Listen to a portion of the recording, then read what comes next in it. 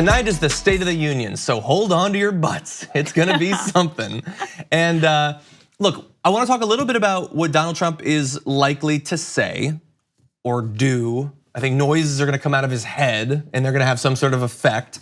But I'm also interested in who he and some of the Democrats are choosing to bring to the State of the Union. So we're gonna have that as well. First, it's happening tonight. We know that he's apparently going to make a call for increased bipartisanship, which is a laugh. Hilarious. Coming from him, as well as some sort of plan to fight global HIV infections. That, absent the details, sounds good. What else do you expect to hear from him? Out of his mouth hole, probably MS-13, MS-13. I mean, what's the over-under on how many times he says MS-13? 14 or so. Yeah, okay. I guess. We should take running bets while we're doing the coverage tomorrow night. But yeah, I think, or tonight, excuse me. I think that he's going to be talking about immigration constantly. This is his last gasp before he can get Congress to get on board with his wall funding, even though that went disastrously when he shut the government down. The government could close again on the 15th, so he needs to make his case to the public, and that's what he's going to do by fear-mongering, as is evident by the guests. And then also take a stand against bullying, because we all know how kind he is in his heart.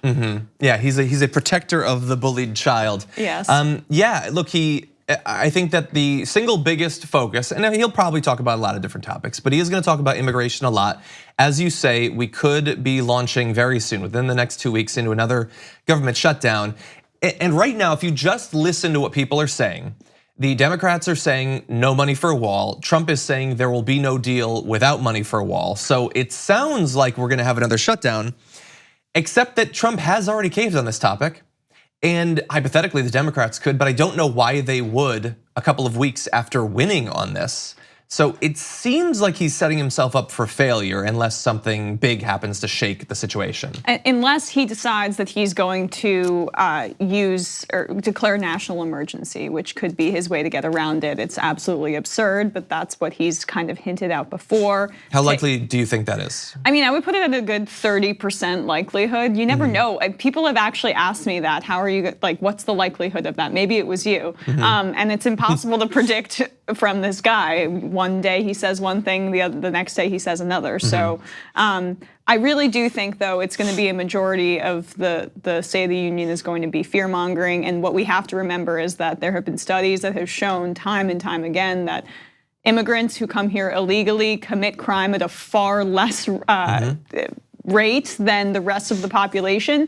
So it's truly counterfactual and purely demonizing people that don't look like you. And that's the sole goal of this. I don't understand why Democrats don't scream that study, which I read in the New York Times, from the rooftops, because it just completely disproves everything he's trying to say. I mean, even in his immigration address, when Bernie did his response, there were consistent fallacies and falsehoods, lies in there that ran counter to his own Justice Department data. So it's never about what's true. It's always about how people feel, and that's kind of the theme of his presidency. Yeah, I guess I'm usually hesitant to make predictions because I'm always wrong. In this case, I don't mind, because if I'm wrong, it'll be good. But I think my gut is, I feel like he's gonna do it. Because not necessarily just because of what's happening right now, but because of different paths that he could take for the rest of his presidency. So he tried to stand up to Nancy Pelosi and he lost, which was pretty shocking, I think. It was fun, yeah. And it was fun. We don't proud of Nancy. Exactly. We don't generally say that. We don't generally get to say that. Happy about her. Exactly. And a lot of people were saying, and not just Democrats were saying, well, this might be the end of his presidency. Not in terms of like, Mueller's gonna drag him off, but like effectively his ability to have his agenda and make it happen. Even Lindsey Graham, like on the 4th or 5th of January, was like, if he doesn't get the money for the wall, he's effectively done as a president. So he's heard some of that. Is he ready to like, if he does not do the national emergency, if he does not get the money for the wall, he could be irrelevant. He can't abide that. Now, declaring national emergency is incredibly politically risky.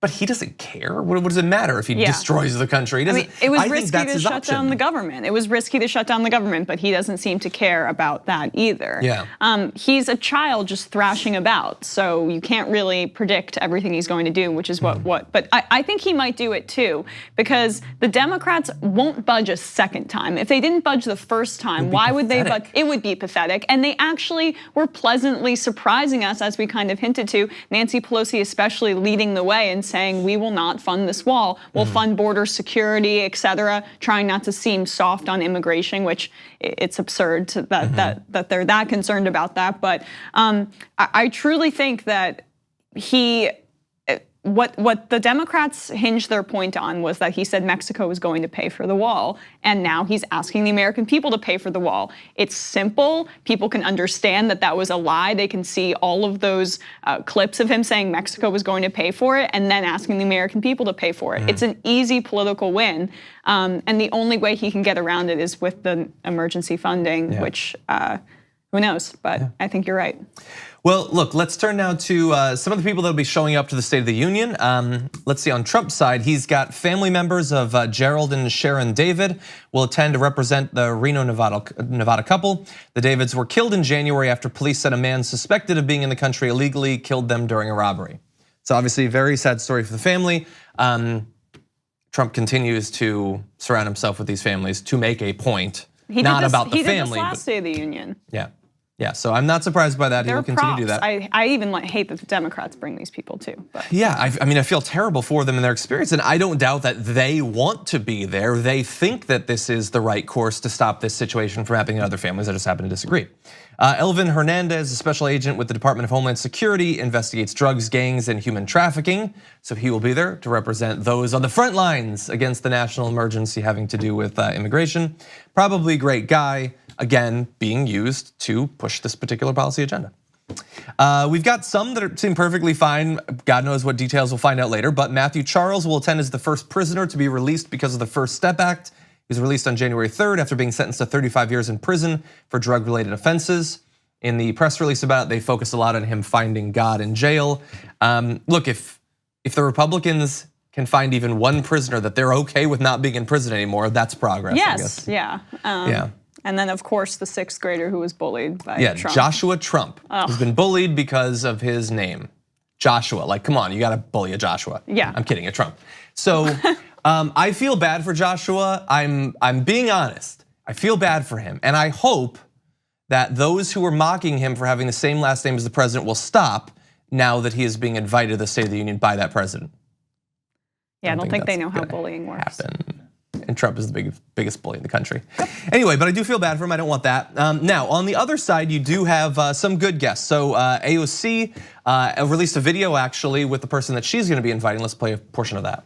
So I got us matching pins. Excellent. From the Jackson Heights shop. And it says, well-behaved women rarely make history. Well-behaved women rarely make history. That's right.